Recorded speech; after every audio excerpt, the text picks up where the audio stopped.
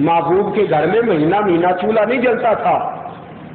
रसूलुल्लाह सल्लल्लाहु अलैहि वसल्लम के घर वालों के पास दूसरा जोड़ा नहीं होता था पहनने को। जिनको तू नेमतें गिनता है वो नेमतें उन्होंने गिनी ही नहीं।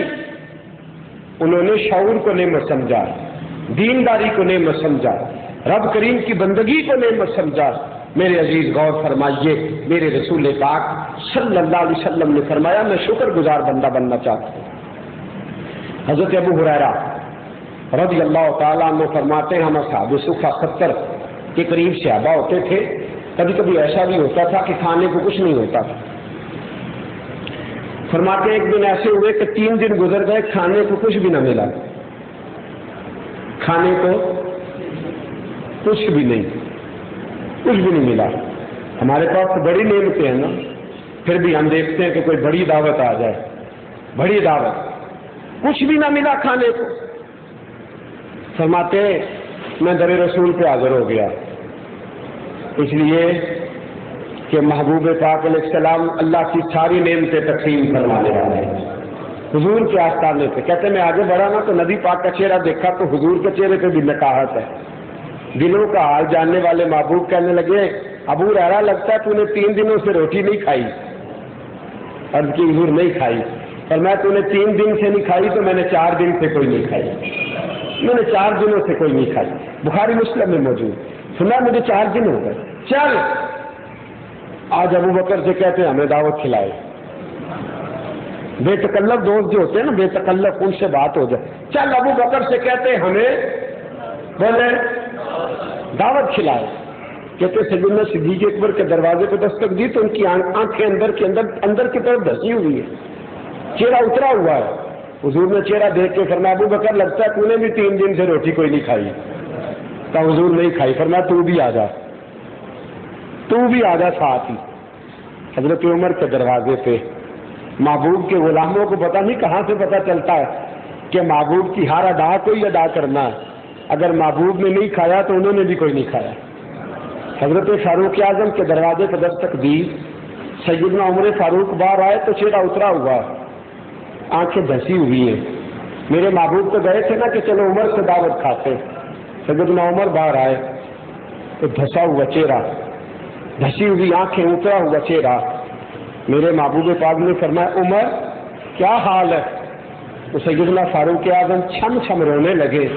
हुजूर ने फरमाया मैं समझ गया हूँ, अगर अबू हुरैरा और अबू बकर ने कुछ नहीं खाया, मैंने नहीं खाया तो उमर तेरा भी वही हाल है जो हमारा है, हमारा भी वही हाल है। इन लोगों को कैसा इश्क था कि महबूब पाक ने नहीं खाया तो पता नहीं कहां से ढूंढ के लाए।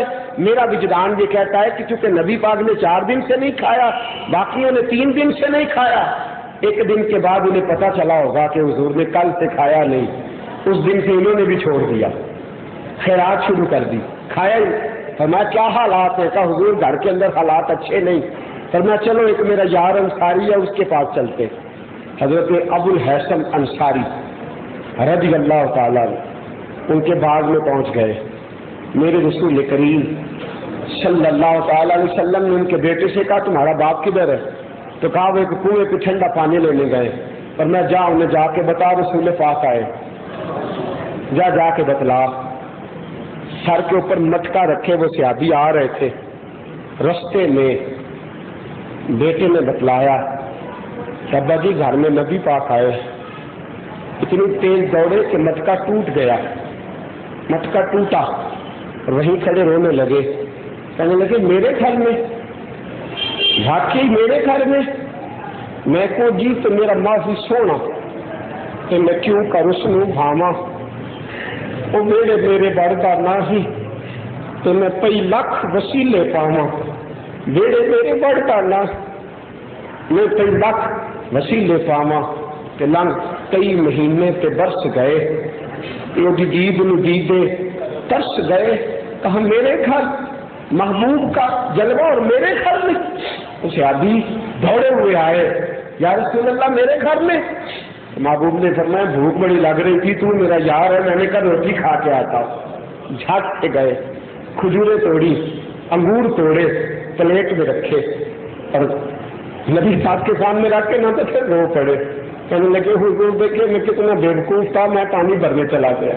حضور نے فرمایا تجھے کیا پتا تھا، چل چل کھانے کا بندوبست۔ جلدی سے اٹھے تو بکری دبوچی ذبح کرنے، ایک بکری جب نبی پاک کے سامنے سے لے کے گزرے تو بکری کے تھنوں سے دودھ بہ رہا۔ میرے محبوب نے روک لیا، ورنہ جو دودھ دیتی ہے اسے ذبح نہ کر، دودھ والی ذبح نہ کر، جو نہیں دیتی وہ بکری ذبح کی۔ کھانا آیا محبوب کے سامنے، ایک روٹی حضور نے ہاتھ پہ رکھی، بوٹیاں رکھی، نبی پاک کھانے لگے، کھا کے فارغ ہوئے۔ حضرت عمر نے بھی کھایا، حضرت صدیق اکبر نے بھی کھایا، حضرت ابو ہریرہ نے بھی کھایا۔ 3 دن کے بعد 4 دن کے بعد میرے نبی نے کھایا، اور جب کھا چکے تو کہا الحمدللہ رب العالمین۔ پھر آنکھوں میں آنسو آ گئے تو سیدنا عمر کہنے لگے سونے اب کیوں روئے ہو؟ تو محبوب نے فرمایا سوچتا ہوں کہ رب کریم جب اپنی اس نعمت کا حساب پوچھے گا تو حساب کیسے دے گا؟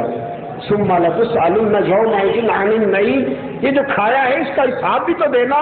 حضرت عمر فاروق رضی اللہ تعالیٰ عنہ کہنے لگے یا رسول اللہ 4 دن کے بعد روٹی ملے تو اس کا بھی حساب دے گا، 3 دن کے بعد لنگر ملے تو اس کا بھی حساب دینا ہے۔ پر میں عمر، رب اگر نعمتیں دیتا ہے چونکہ اس کی ہے لہذا اسے حساب بھی دینا پڑے گا۔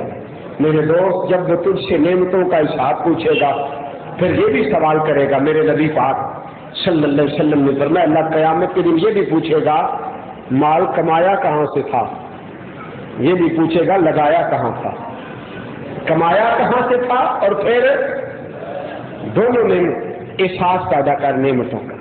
وہ جو رب نے تجھے اس نعمتیں دی ہے ان کا شعور پیدا کر، اللہ کریم نے جو تجھے طاقتیں دی ہے ان کا شعور پیدا۔ میرے رسول پاک صلی اللہ تعالی علیہ وسلم نے ارشاد فرمایا مومن ہر حال میں نفع میں رہتا ہے، مومن ہر حال میں نفع میں رہتا ہے۔ حضور کس طرح؟ فرمایا اللہ نعمت دے تو شکر کر کے نفع لے لیتا ہے، اور نہ دے تو صبر کر کے نفع لے لیتا ہے۔ دونوں صورتوں میں مومن نفع میں ہے۔ نفع والی زندگی گزارے، نفع میں رہے اور اپنی نعمتوں کا احساس پیدا کرے۔ تھوڑی دیر کے لیے مراقبہ کیا کرے، مراقبہ کیا کریں، گردن جھکایا کرے اور سوچا کریں جو تیرے پاس ہے وہ کسی اور کے پاس نہیں، جو تیرے پاس ہے وہ کسی اور کے پاس ہے، جو تیرے پاس ہے وہ کسی اور کے پاس نہیں۔